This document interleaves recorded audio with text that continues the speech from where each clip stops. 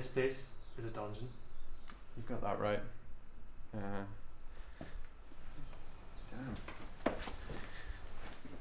I haven't been in this place in years. Oh, me neither. Not since Granda died. Yeah. It looks like a lot of his stuff is in here. Yeah, I'd say she moved a lot of it out after he died. What's the bag for? Well, when Granny said about moving the unit, she said there may be some comics in here, so... I shall keep an eye out. Though, I can't imagine if there is anything in here that they're going to be in particularly good nick.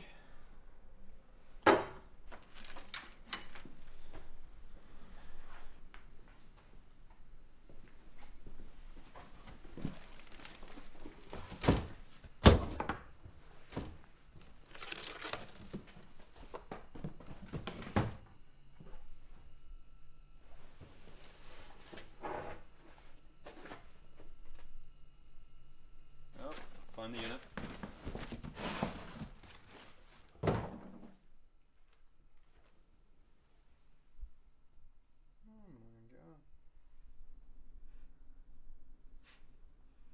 god. Oh man, take that up before Granny sees it, she'll go nuts. No, but seriously, you should check this stuff out. Let me see.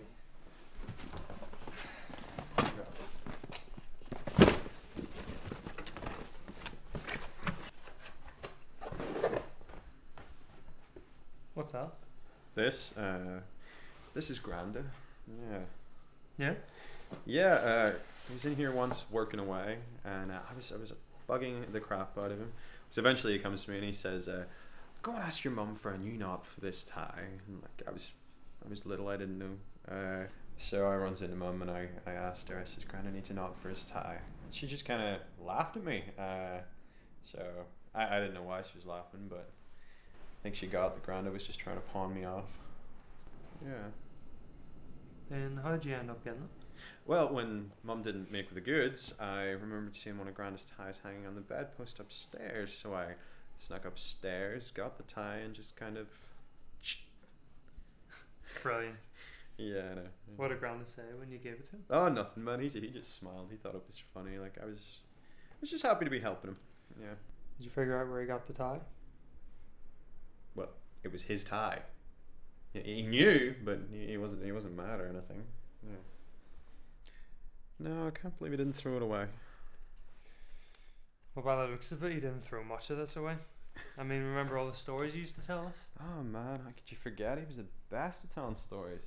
Going across Europe, fighting Nazis. I used to love that stuff. Didn't he tell us he jumped on a grenade to save a whole bunch of people once? I remember that one too, and then it turned out that the grenade was a dud. The guy's an absolute hero. A legend. No joy? No comics, just some books and stuff. Books? Not like, what about? What's this? Is that a diary? Dude, this isn't just a diary, this is Granda's war journal. Hey, fancy another story? Yeah. Come on. Okay, you ready? Ready. Okay. August 22nd. I was about 20 yards from the seaway when I was hit by what I assumed was a sniper bullet. It shattered and broke my right leg. I didn't know Granda got shot. Neither did I thought, well, I've got my Purple Heart now. I fell, and as I did, it was like a searing hot poker rammed into my leg. My rifle fell 10 feet or so in front of me. I crawled forward to get it, and as I picked it up, another burst of what I think was machine gun fire tore through the muscles of that leg, knocking me down again. Klaus has also been hit, and the medic gave us a shot of morphine, and then I crawled for cover behind some bushes. I was fading in and out. I knew I couldn't make it to the top of the hill on this leg. I thought I was alone. Then I heard Miller yelling, "Come on up, these trenches are empty." Sergeant White has taken charge, and my years of training are telling me that there'll be a counterattack. I'm gathered with the rest of the soldiers. They were wounded by the seaway and told them to arm themselves as well as possible. I said if the Germans come, we were either going to be captured or die on this beach. But we might as well take some of them with us. I know it sounds ridiculous, 15 men staring up at the cliffs, waiting for help to come. But for now, our fight is over. Whoa. I know. That wasn't one of Granda's stories. No, that was terrifying. Can I see that? Yeah. I mean, it's just weird. They never sounded like that when he told them to us. And you know what else? I don't think our guy was struck by lightning either. What do you mean?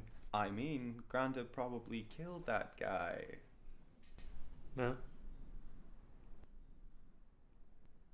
Oh. Yeah. I mean, I always kind of knew he was beefing the stories up a bit, but I didn't think he was watering them down at the same time. Wait, listen to this. Today everyone was taking a breather on the road. Things have been quiet for a day, and we were in better spirits than I've seen in a while. I was having a sip of water, talking to Phillips about the likelihood of rain. Us and a couple of other fellas were in a sort of crater in the mud. We'd been talking for what seemed a couple of minutes, when as if from nowhere, a grenade landed just by Phillips' boot. When it landed, Phillips tried first to climb out, but in his panic, the side of the crater began to crumble under the pressure of his footing. With every attempt at clawing out in vain, the mud and dirt giving way under our boots, I threw myself on top of the grenade. For a moment, everything went silent, and I braced myself for what was to come. But it didn't. And as Phillips and I stared at each other for what felt like an eternity, waiting for the boom, I started to suspect we had been had. So you can imagine my lack of surprise when I found out that it was a dummy grenade. Used to trick the new lads. I can't say I was entirely amused, and they would not stop laughing. What a bunch of bastards. I know. But hey, still jumped on a grenade. Doesn't matter if he knew it was a joke. I mean, maybe that's the point. Like, sure, sometimes he would fudge the facts to save us the gory details, but maybe the point of these stories was to tell ones we'd remember. That we would remember him too. Sure, sometimes there was self-indulgence, but he earned it, right? Yeah.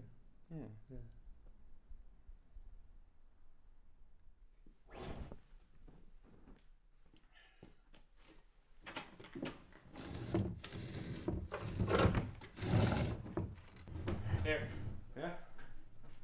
Jackpot. Awesome. Okay, would you give me a hand with this? What's that? The unit. It's the reason we're here. Come on, get it.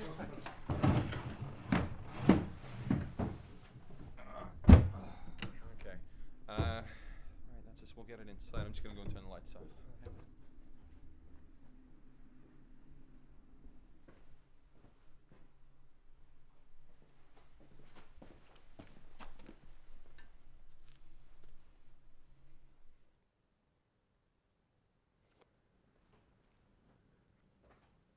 You coming?